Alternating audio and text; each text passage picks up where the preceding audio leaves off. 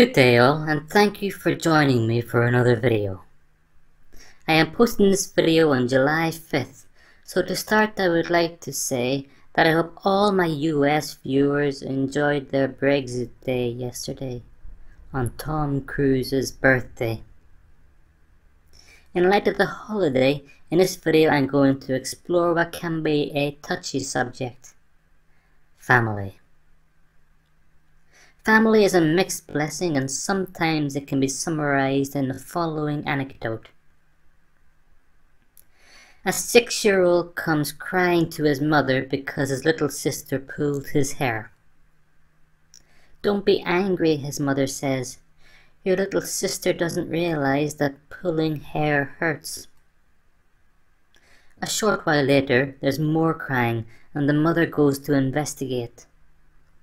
This time, the sister is bawling, and her brother says, "Now she knows." As someone who grew up in a modest-sized family, I have some insight into the family dynamics and how sometimes you can feel that you miss your brother or sister, but at the same time you are glad there is a physical distance to stop you going at each other. Don't get me wrong. I want to make it clear that I feel that family is important. In fact, I think that with the constant attacks it is getting, it is more critical than ever to have strong family bonds.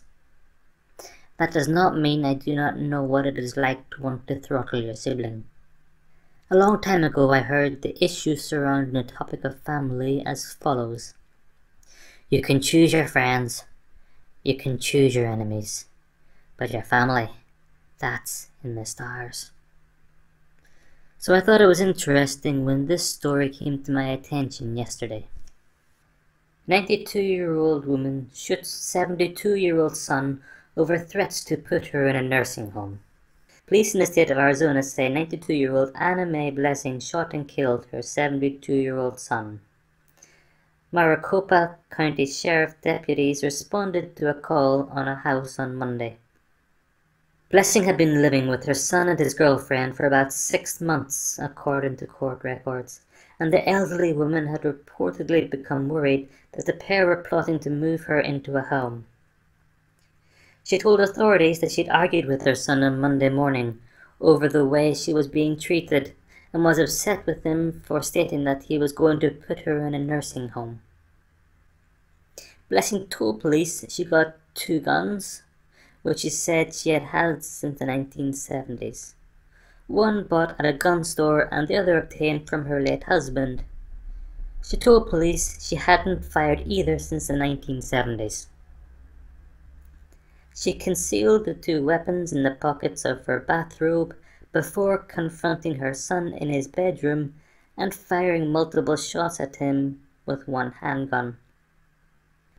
She reportedly turned the gun on her son's 57-year-old girlfriend, but after a struggle, the woman was able to wrestle it out of her hands. She also managed to get the second gun away from the 92-year-old. The reports state that the son was planning to put her into a retirement home because he stated she had become difficult to live with. Far be it from me to want to contradict women, but I feel in this case the man was proven right. Police have been called out to at least one other case of domestic violence involving Blessing and her son, but could not give further details. The sheriff stated that it is always concerning when domestic issues escalate to violence or tragic outcomes. Then he said something that caught my attention. Domestic issues are often isolated and neither predictable nor preventable. This might be another video's worth of consideration to unpack that specific admission and its wider implications. To conclude this video, here is what I am not going to do.